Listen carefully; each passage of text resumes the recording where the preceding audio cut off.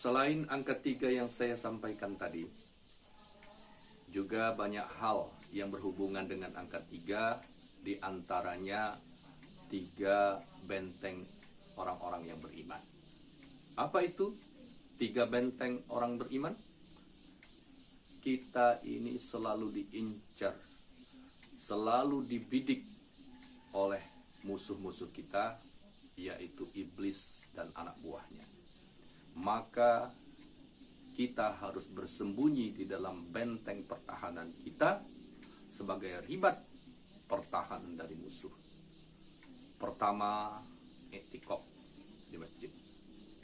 Yang kedua adalah membaca Al-Quran. Yang ketiga adalah berzikir kepada Allah.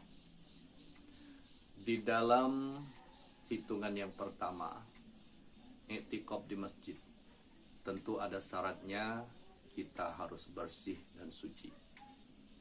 Di dalam membaca Al-Quran juga begitu, tetapi tidak demikian untuk berzikir pada Allah. Karena siapapun, dalam kondisi apapun, kita harus selalu berzikir pada Allah Subhanahu wa Ta'ala. Kemudian banyak sekali yang bisa kita ambil pelajaran di dalam angka 3. Silahkan diperluas, cari biar wawasan kita tentang agama ini semakin luas dan dalam. Langsung saja kita masuk pada hitungan yang keempat, yaitu 4. 4 ini tidak boleh kita tinggalkan. Apa itu? Al-Quran, hadis, ijma, dan qiyas. Mungkin ada yang bertanya, apa cuma itu yang harus kita pedomani? Saya mengatakan iya. Kalau ada yang lain, mungkin mereka bertanggung jawab terhadap ilmu yang mereka sampaikan. Tetapi untuk saya pribadi, meyakini bahwa 4 perkara ini tidak boleh dipisahkan dalam kehidupan kita. Pertama Al-Quran, kedua hadis, yang ketiga ijma, dan keempat adalah qiyas.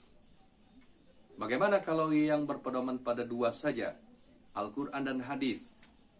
Itu mereka mungkin bertanggung jawab atas ilmu mereka. Namun sekali lagi saya mengatakan bahwa jangan tinggalkan yang 4 itu. Yang kelima adalah rukun Islam. Rukun Islam itu jumlahnya 5, yaitu 2 kalimat syahadat, sholat, zakat, puasa, dan haji. Kalau diumpamakan seperti bangunan, maka 2 kalimat syahadat itu adalah sebagai pondasi di dalam bangunan. Bagaimana kuatnya sebuah bangunan tergantung pondasinya. Kalau dalam agama kita ingin membangun suatu kekuatan, rumah untuk rohani kita, maka 2 kalimat syahadatnya harus dimantapkan. Baru kita akan menyusun tiang. Tiang dalam agama itu adalah sholat. As-sholatu imaduddin. Sholat adalah tiang agama. Siapa yang mendirikan sholat berarti sudah menegakkan agamanya. Tapi barang siapa yang meninggalkan sholat berarti merubuhkan agamanya. Yang kedua, untuk pintu, kusen, jalusi, dan sebagainya, itu adalah zakat. Rumah tanpa pintu, rumah tanpa jendela, kusen, mungkin aneh bentuk rumah itu. Karena itu, kalau kita diwajibkan untuk membayar zakat, tunaikan, karena itu untuk kita juga. man ahsantum li anfusikum wa man asa'tum falaha. Siapa yang berbuat kebaikan, kebaikan itu untuk dirinya, sedangkan kalau dia melakukan kejahatan atau kejelekan, maka kejelekan itu baginya sendiri. Karena itu kita harus berusaha, karena berbuat baik itu untuk diri kita sendiri, sedangkan kalau kita berbuat kesalahan, tentu dampaknya, akibatnya akan menimpa diri kita sendiri. Selanjutnya, di dalam rukun Islam itu ada yang namanya puasa. Seperti yang sedang kita jalankan sekarang ini, puasa Ramadan, puasa wajib. Ini adalah sebagai dinding. Kalau bikin rumah, semegah apapun, sebesar apapun rumah yang akan kita bikin, akan kita buat, tentu harus punya dinding untuk melindungi diri kita dari terpaan angin, kemudian dari gangguan makhluk-makhluk yang tidak kita inginkan. Maka rumah yang kita bangun harus punya dinding. Dindingnya adalah puasa.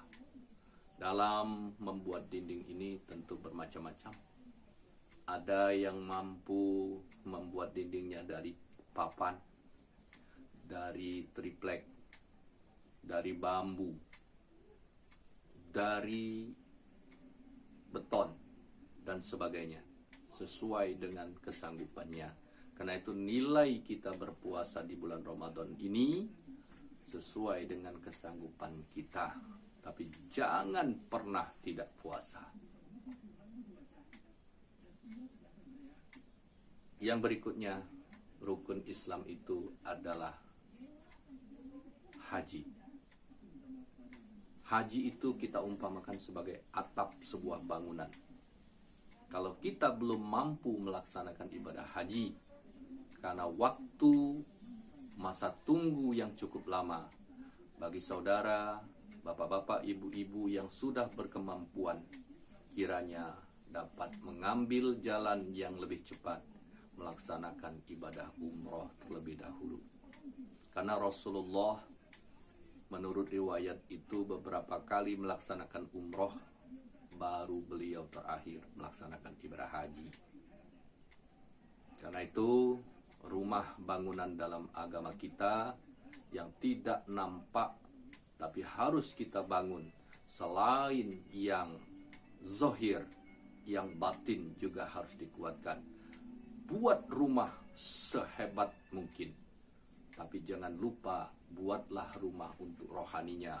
Pondasi dengan 2 kalimat syahadat, tiangnya dengan sholat, beri pintu jendelanya dengan zakat, kemudian dindingi dengan puasa, beri atap dengan ibadah haji dan umroh. Mungkin untuk kajian kita pada kesempatan kali ini baru sampai hitungan yang kelima. Insya Allah nanti bisa kita tambahkan kalau Allah mengizinkan. Mudah-mudahan kajian sederhana ini berguna bagi kita yang masih sangat membutuhkan dasar-dasar keilmuan tentang agama. Dan kalau kita ingin yang lebih luas lagi, mungkin kita bisa bertanya kepada guru-guru kita yang ilmunya lebih banyak dan lebih dalam. Kiranya sampai di sini materi yang dapat saya sampaikan. Kalau banyak kesalahan, mungkin itu kekurangan saya. Kalau benar itu asli datangnya dari Allah SWT. Subhanakallahumma wa bihamdika asyhadu an la ilaha illa anta astaghfiruka wa atubu ilaik. Wallahul muwaffiq ila aqwamit thoriq. Assalamualaikum warahmatullahi wabarakatuh.